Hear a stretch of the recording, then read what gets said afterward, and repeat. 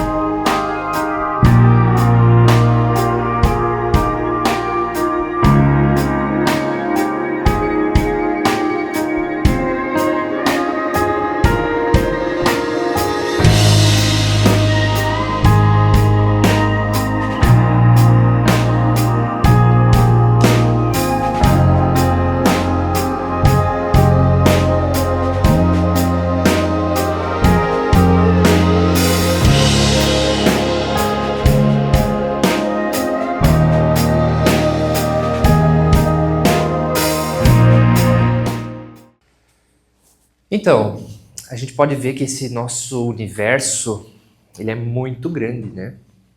E também é muito pequeno. E o que a gente tira de conclusão desse vídeo? Que tudo que está fora também está dentro da gente. E é isso que é importante a gente analisar. E quando a gente começa a estudar sobre o absoluto e o universo, nós estamos estudando nada mais, nada menos do que nós mesmos. Tudo isso que a gente vai comentar se aplica tanto para fora como para dentro. É tudo interligado. Então, o absoluto, o que é o absoluto e o que é o universo? Primeiramente, a gente cabe fazer uma distinção desses dois termos. Absoluto, ele é imanifestado. E o absoluto ele está além da existência, está além do próprio tempo. Então, nós não conseguimos defini-lo. Nós apenas temos um vislumbre do que é o absoluto. Já o universo, por sua vez, é tudo aquilo que existe. Então, está abaixo do absoluto. O absoluto, ele se manifesta, ele tem 3 aspectos. Como a gente pode ver aqui nesse diagrama, Então ele tem esses aspectos, o Ain Sof e o Ain Sof Aur. E o que é cada um desses aspectos? O Ain seria o absoluto imanifestado. Então a gente não consegue nem ver, nem apalpar. Ele simplesmente é. Ain Sof é a emanação da criação. Aqui surge o próprio tempo. E o Ein Sof Aur, ele engloba todas as chispas divinas. Nós estudamos que todos os átomos possuem no seu interior uma chispa divina, uma partícula crística. Então, o Ein Sof Aur engloba todas essas chispas divinas. Abaixo desses três aspectos do absoluto, eles se desdobram em 7 cosmos. São como camadas. O protocosmos, que é essa primeira camada, é a mesma coisa que o Ein Sof Aur. Eles estão interligados. A gente verifica, conforme o diagrama, que conforme vamos descendo nessas camadas, o número de leis vai aumentando. Então, isso demonstra que vai se materializando mais conforme a gente desce nessas camadas. O protocosmos é regido por uma lei apenas. Abaixo dele temos o deuterocosmos. E o que é isso? É todo o universo. É tudo aquilo que existe. Regido então por 3 leis. Abaixo do deuterocosmos temos o megalocosmos. Megalo tem uma conotação de algo muito grande. Então ele representa a galáxia. Cada galáxia é um megalocosmos. Abaixo do megalocosmos temos o mesocosmos. Meso tem uma conotação de meio. Então é justamente a camada do meio. E aqui temos então os sistemas solares. Regido então por 12 leis. Abaixo do mesocosmos, o macrocosmos.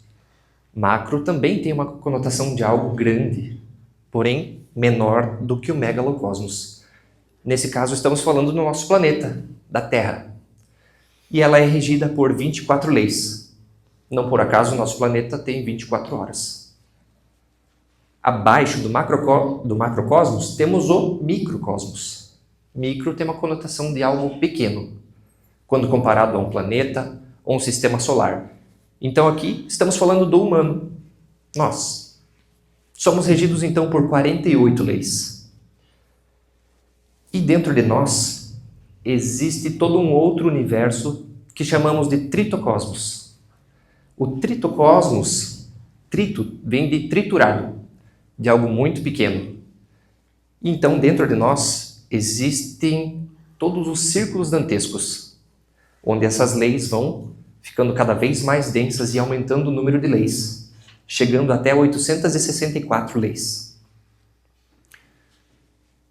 Esses cosmos, eles também são permeados por dimensões.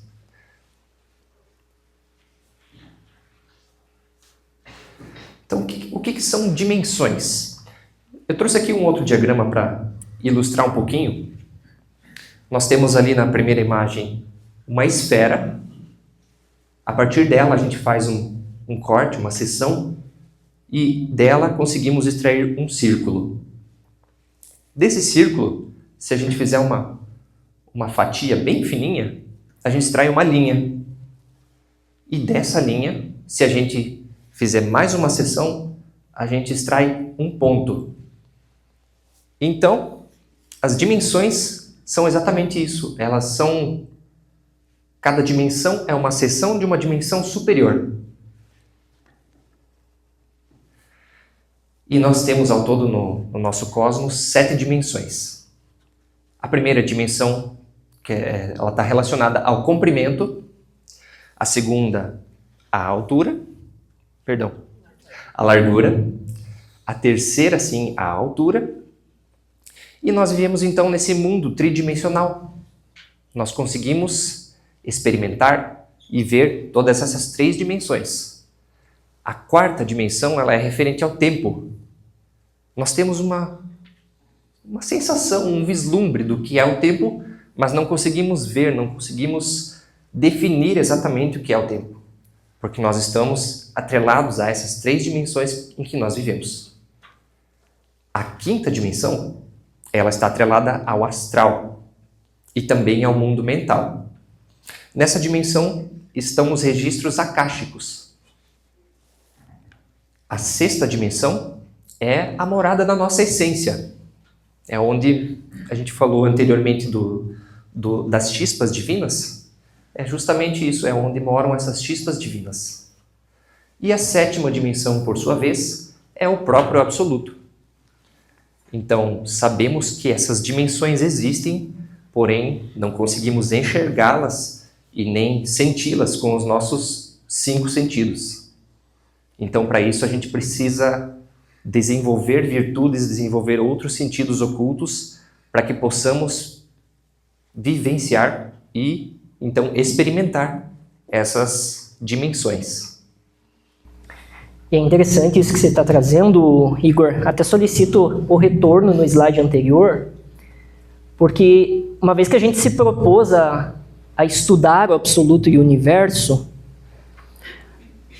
num primeiro instante é algo imensamente teórico, mas que dá um mapa exato de onde viemos e para onde retornaremos. São aquelas perguntas que eventualmente alguém se faz durante a sua jornada, durante a sua existência. De onde eu vim? Aqui está a resposta. O que estou fazendo aqui? É o que a gente vem tratando nesse congresso. E para onde irei ou devo retornar?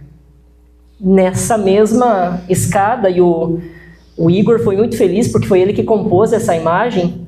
Se vocês observarem, ao fundo tem um degrau, né? Tem degraus, que é justamente uma escada. Uma escala a qual nós vamos galgando à medida em que vamos tomando consciência da nossa jornada. Porque quando a gente vem para esse mundo e por ignorar as leis, nós vamos tão somente vivendo e sobrevivendo. Ao passo que, voltando na palestra inicial, nós vamos nos perguntando: o que vim fazer aqui? Qual que é o meu real objetivo? Existe um caminho? Existem várias verdades? Na verdade, não. A verdade é uma só e o caminho é um só de retorno ao Pai.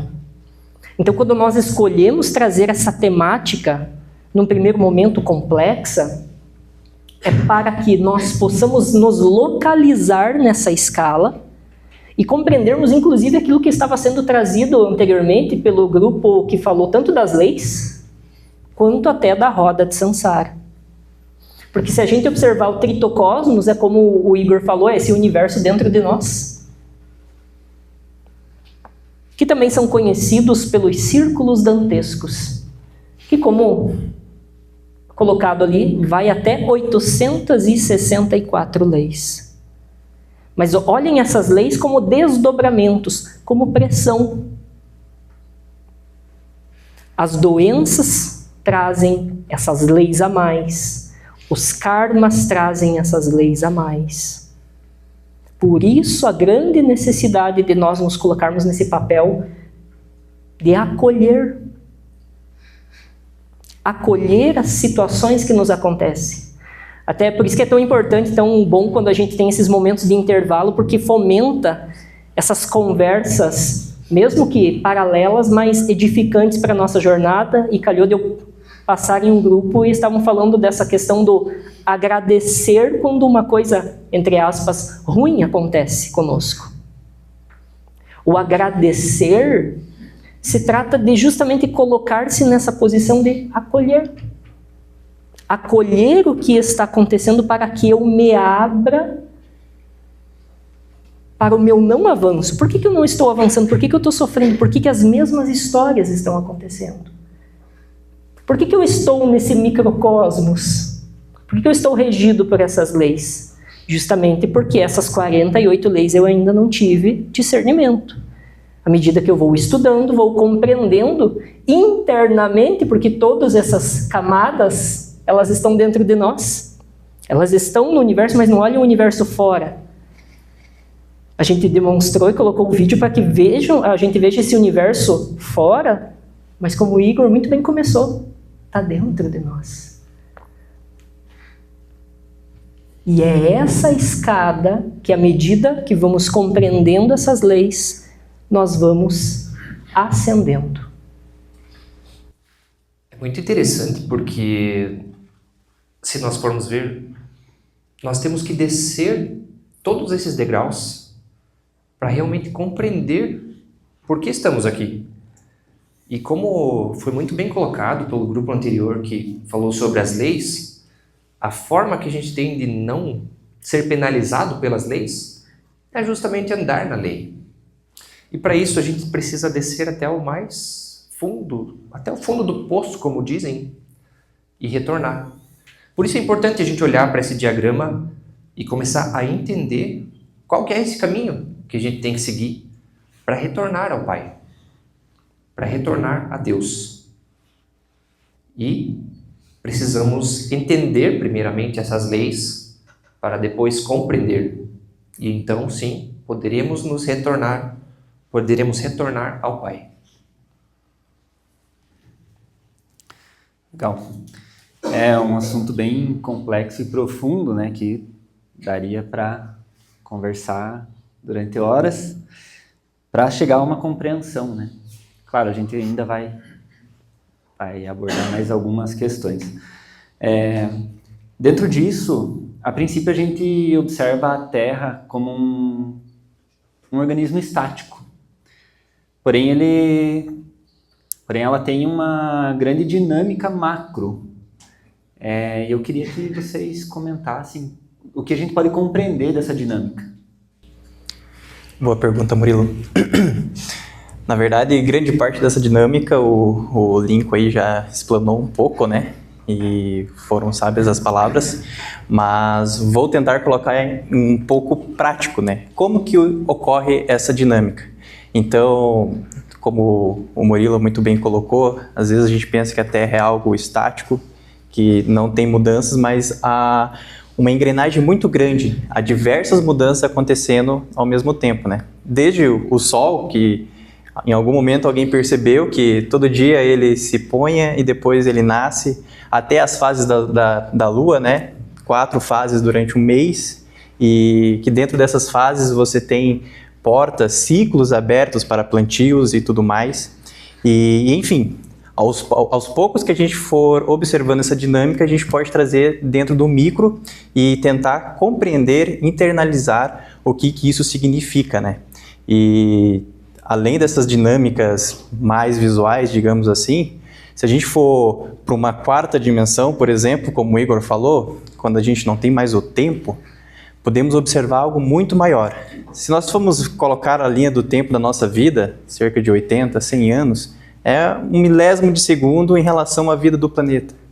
E qual é essa grande dinâmica do planeta, né? Então, muito anteriormente, hoje cientificamente a gente já sabe, que existia uma Pangeia e que de repente houve movimentações de placas tectônicas que do nada formaram-se continentes. Além dessas Pangeia, movimentação de placas tectônicas, tivemos eras glaciais, onde foi trocado raças, onde teve essas passadas, né, da 1ª, 2ª, 3ª, 4ª, 5ª raça, que o Igor vai falar um pouco mais na frente, e até dinâmicas muito mais recentes, né? Por exemplo, essa semana tivemos um terremoto ali no leste da Rússia, e esse terremoto, de repente, ocasionou um dos maiores vulcões da Euroásia começaram a ficar ativos. O que essa dinâmica está falando para nós, dentro do nosso microcosmos? Então, há diversos exemplos, né, ocorrendo fora, que a gente pode trazer para dentro de nós mesmos, para que nós possamos nos autoconhecer.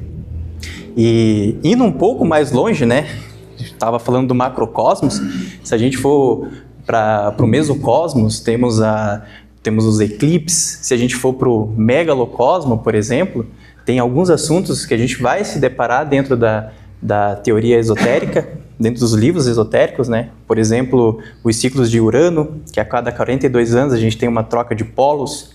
Quando o polo positivo de Urano está virado para o nosso Sol, você tem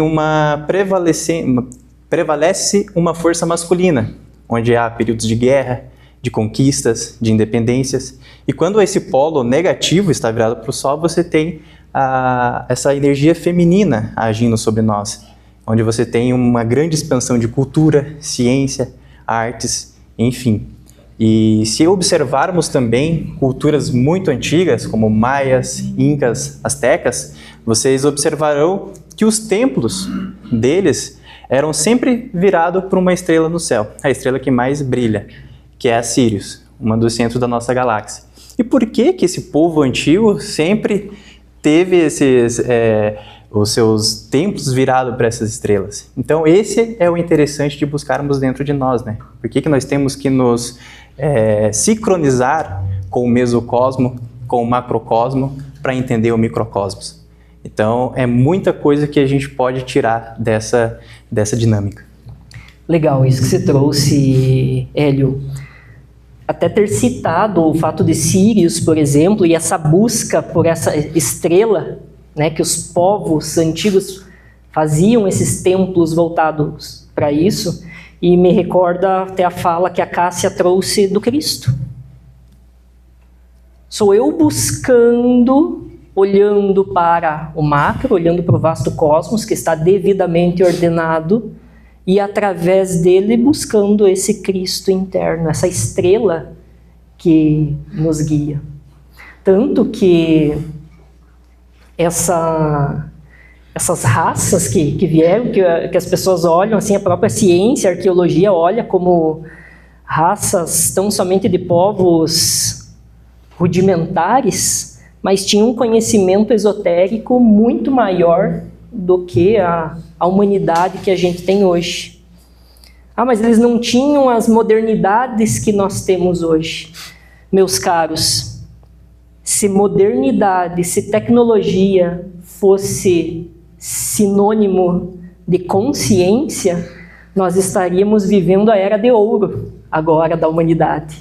Coisa que está muito longe de acontecer. A gente está mais próximo, de maneira coletiva, da barbárie, justamente pela má utilização da inteligência, do que necessariamente olhar para uma questão interna. A inteligência faz a bomba atômica, a sabedoria jamais ia fazer. Olhar para as estrelas, aprender com elas, não é tão somente olhar os movimentos. A astrologia, hoje, por exemplo, acaba por estar deturbada, não por maldade das pessoas, mas justamente por se tornar um comércio, se tornar algo tão somente egóico, até mesmo como álibis para signos. A astrologia esotérica, a astrologia gnóstica, ela é voltada para dentro de nós olharmos esse cosmos interiormente. Os próprios 13 signos do zodíaco, e são 13, não 12, os próprios 13 signos, eles estão dentro de nós, em cada região do nosso corpo. O nosso ser, ele é a síntese de todos esses signos. É esse o convite que desde o primeiro instante nós estamos trazendo para os nossos estudantes. Olhemos para fora, olhemos para a vastidão do universo, estudemos essa vastidão, mas sempre com um olhar interno. Eu me recordo até nós estudando essa apresentação, em algum momento surgiu o fato da ciência acadêmica ter um grande mistério que é a matéria escura. A ciência acadêmica não consegue descobrir o que é a matéria escura. É o próprio inconsciente. Quando a ciência acadêmica olhar para dentro, ela vai perceber que a matéria escura do universo, ela está dentro de nós. Mas por que a dificuldade de olhar para isso? Porque para nós chegarmos nesse patamar, há a necessidade de olhar para a nossa energia criadora de todos esses cosmos. O que que gera e o que que gerou todos esses cosmos e as suas escalas, senão a energia de criação, a energia sexual? Nós olhamos assim, nossa, olha a grandiosidade de Deus criando tudo isso. E até existe uma brincadeira nossa entre os bastidores. Parabéns para quem fez tudo isso. E em última análise, em síntese, quem fez? Nós mesmos. Nós mesmos. E uma dos fatos mais interessantes da gente observar essa dinâmica é o próprio conhecimento das 48 leis, né? Então, se você puxa ali o Sr. Newton, por exemplo, na teoria dele, ele observou a queda de uma maçã. E dessa queda, tem uma força que puxa tudo para um centro. E criou-se a lei da gravidade. E enfim, diversas outras leis foram constatadas de maneira empírica, de acordo com essas observações. E é isso que nós temos que fazer internamente, né? Não quero que ninguém acredite, ouça, né, e acredite, existe ação e reação. Não, você tem que ir lá e constatar empiricamente. Opa, estou batendo, estou recebendo. Então, essa é a principal dinâmica da Terra, né? A Terra, o macro, o micro, ele é essa escola, essa universidade. E essa observação é o cerne do nosso trabalho aqui, né? Então, entendemos de onde viemos, para onde vamos, e junto ali com os outros grupos, desde a roda de Sansara, as leis, a gente já sabe também qual que é a nossa função estando aqui. Muito interessante que você trouxe, Hélio, sobre a lei da gravidade. E se a gente observar aqui nessas camadas, cada uma delas tem um ponto, um centro de gravidade. Por exemplo, no sistema solar, temos o Sol, que é esse centro para onde todos os planetas giram em volta. Nossa galáxia tem um centro. E olha só que interessante, a gente conversou até sobre isso numa reunião nossa. O centro da galáxia é um buraco negro. E aí a gente para e pensa, bom, buraco negro, então ele não tem luz. Mas se a gente olhar de certa forma, ele tem uma gravidade tão grande que ele simplesmente não deixa essa luz escapar. Então, a gente pode olhar dessa forma como sendo uma grande concentração de luz, apenas que ela não escapa. O que também traz uma alusão ao mote sexual, onde nós estudamos que nós não devemos desperdiçar a nossa energia. Então, ali não está sendo desperdiçada essa luz. Apenas nós não conseguimos ver isso com os nossos olhos. E abordando um pouco mais esse campo da ciência, né, que é um dos 4 pilares aí da gnose, até podemos observar o Sr. Stephen Hawking, né? Ele sempre, na vida dele, o grande trabalho que ele queria era unificar todas essas leis e criar uma equação que unisse tudo, que falasse, cara, essa equação é que define tudo. E dentro do esoterismo a gente tem isso já muito bem definido, né? Que são essas 3 forças criadoras. Sempre você vai ter um positivo, um negativo, que irão se unir e transformar em uma terceira força, que é o neutro. Isso a gente tem no nosso micro, nosso macro, nosso meso. Então hoje, para que nós nasçamos, tem que ter essas 2 forças, para que essa terceira força que somos nós tenhamos que vir na Terra. E sempre olhemos para aquela frase inicial que o Lincoln trouxe, né? Assim como é em cima, é embaixo, assim como é dentro, é fora. Então, se no macro é dessa forma, quer dizer que tem uma lei nos amparando dizendo que lá no protocosmo também é assim. Então, assim a gente vai fazendo essa síntese na observação das dinâmicas que ocorrem aqui tanto fora quanto dentro. Exatamente. Como a gente fala muito na gnose, nós saímos do Éden através de uma queda sexual. E não existe outro caminho para voltar senão através da questão sexual. Aqui a gente vê a prova disso, de que essas 3 forças estão presentes no absoluto e no universo, em tudo que permeia, tudo que a gente conhece. Então, como o Lincoln sempre fala, tudo é sexual. Tudo é sexual de fato e remete à questão da seriedade e da serenidade de nós olharmos para isso. Claro, se a gente olhar para o mundo como um todo, esse tema ele foi banalizado. E deixemos as pessoas serem quem elas conseguem ser. No entanto, aqueles que almejam um real trabalho de autoconhecimento, um real trabalho de retorno ao Pai, precisam olhar para as suas criações, conforme dito ao longo desses momentos que tivemos.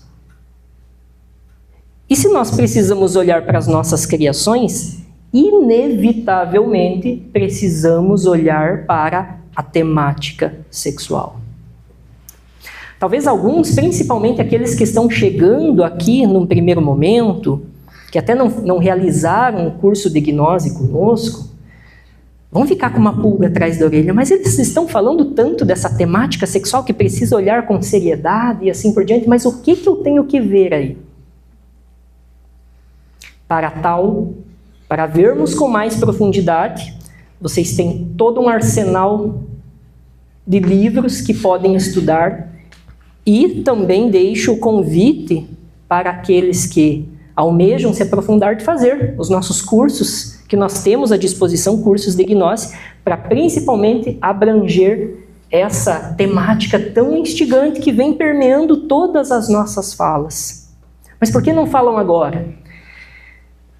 Porque ela precisa de todo um preparo.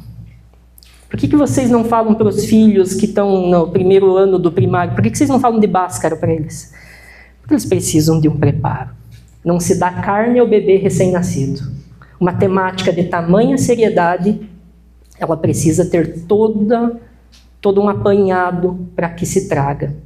Da mesma forma, aqui nesses estudos. Mas um primeiro ponto, nem olhando tanto para a questão sexual diretamente, mas olhemos para as nossas criações. Não são diretamente sexuais, mas contêm a nossa energia sexual. Nós podemos nos conhecer através das nossas próprias criações. Como assim? Sim. O que permeia as nossas ações? O que permeia as nossas palavras? Tudo isso é criação.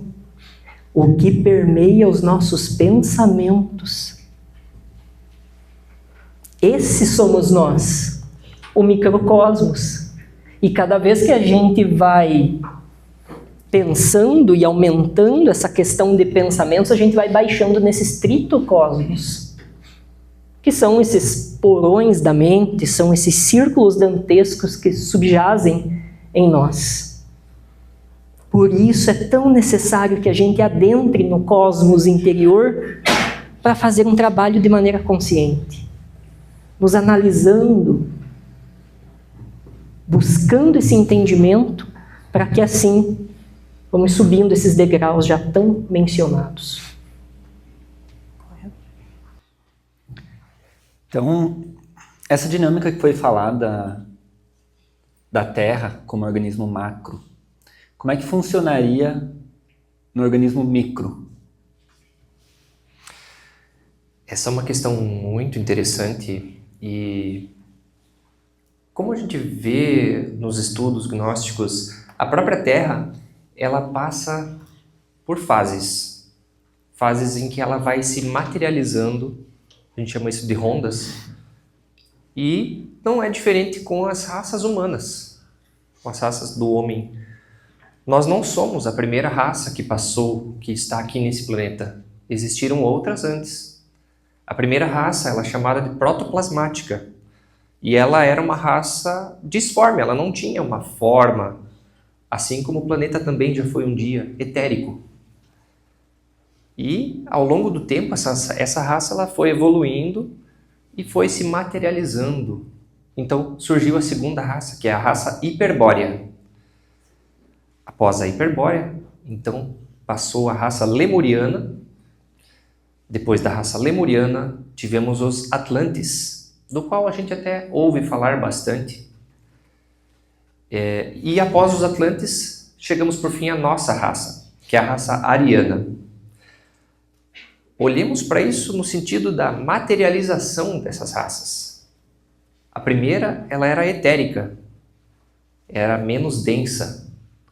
E ao longo do tempo, ao longo desse período evolutivo, como a gente viu na apresentação da roda de Sansara, isso foi se materializando, até que por fim chegamos à raça atual, que é a ariana, que é a raça mais densa. E por ser a raça mais densa, é onde encontramos as maiores dificuldades. Mas é justamente nesse momento que temos a melhor oportunidade para realizar esse trabalho interno de eliminação desses defeitos. Quanto maior o desafio, maior o prêmio que você terá. Já diz aquela frase: a tentação é fogo e a vitória sobre a tentação é luz. Quanto maiores as adversidades, maior o terreno para que a gente desenvolva a nossa consciência.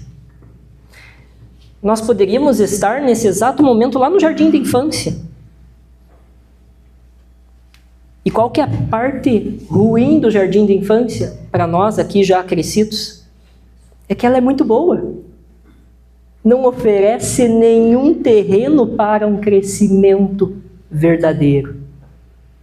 Para a criança que está na idade, ela é extremamente apropriada, porque oferece as melhores condições para esse desenvolvimento.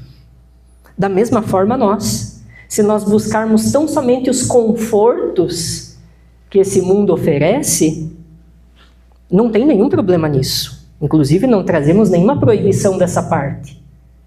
Mas, se tão somente buscarmos os confortos dessa vida, não oferecerá um terreno propício para o crescimento. Então quer dizer que eu tenho que ir atrás do sofrimento? Não precisa ir atrás. Basta aprender a se acolher, olhar para os pensamentos, investigar, analisar, meditar, perceber.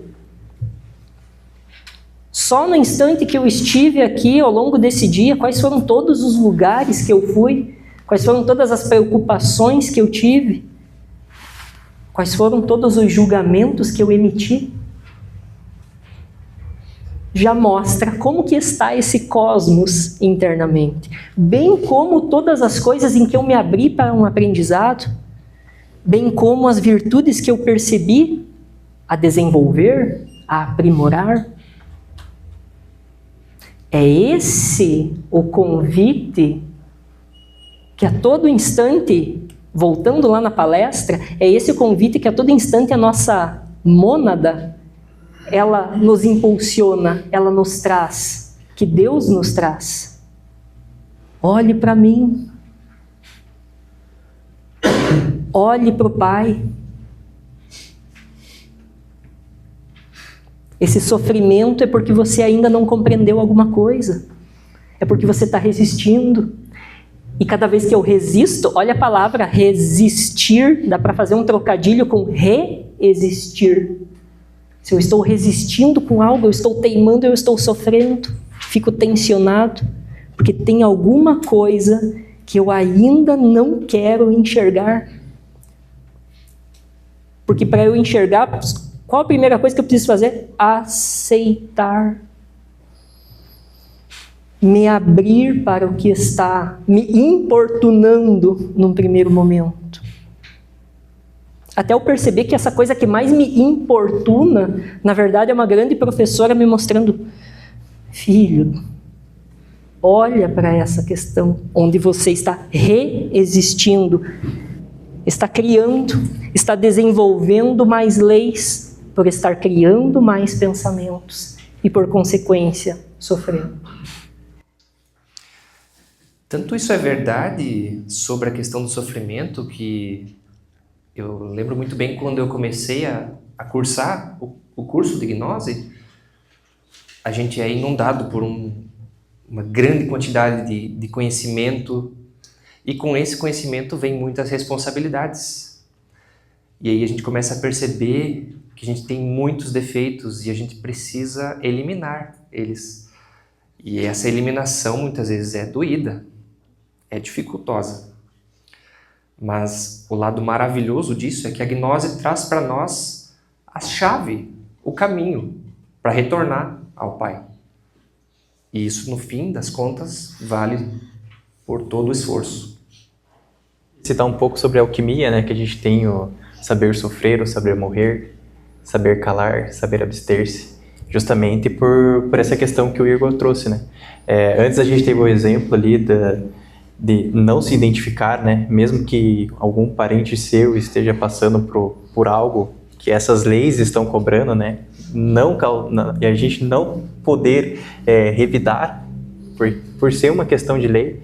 Então é exatamente isso, né? A gente compreender essa dinâmica, Sansara está rodando, as leis estão agindo e a gente tem que seguir esses 4 sábios caminhos do sábio, né? Legal. Então, para fecharmos aí a nossa conversa sobre esse tema, qual que é o nosso dever em relação à grandiosidade disso? De maneira geral, ao longo dessa exposição, desse simpósio, nós trouxemos, mas é olhar. Olhar para essa nossa criação, saber acolher, saber escutar. Lembrem que o escutar não é tão somente escutar com as nossas orelhas, com os nossos ouvidos. Saber escutar é fazer uma leitura geral. Ouvir é fácil. Quantas coisas a gente está ouvindo agora com os nossos ouvidos? Escutar é diferente. Porque o processo do escutar não é tão somente eu escutar e fazer uma leitura da postura corporal de todos aqui, mas principalmente fazer uma escuta minha. E hoje em dia, existe um pavor, de maneira geral, das pessoas, um pavor ao silêncio. Eu preciso caminhar ou correr ouvindo um podcast. Eu preciso cozinhar ouvindo música. Eu vou comer, tenho que estar assistindo. E quando que a gente vai se escutar? Quando que a gente vai olhar para esse cosmos? As histórias só se repetem na nossa vida, na minha vida. Como é que pode? É perseguição isso, só pode. Logo eu, que estou estudando, que estou fazendo tudo corretamente. Agora pode ser até que eu esteja pagando tudo no Pix. Mas tem muitas contas que foram feitas lá atrás e que eu preciso olhar. E basta eu enxergar as coisas ao meu redor. Como as pessoas nos tratam. Mas principalmente como nós tratamos a nós mesmos. E enquanto nós não pararmos e silenciarmos, nós podemos ser grandes estudiosos.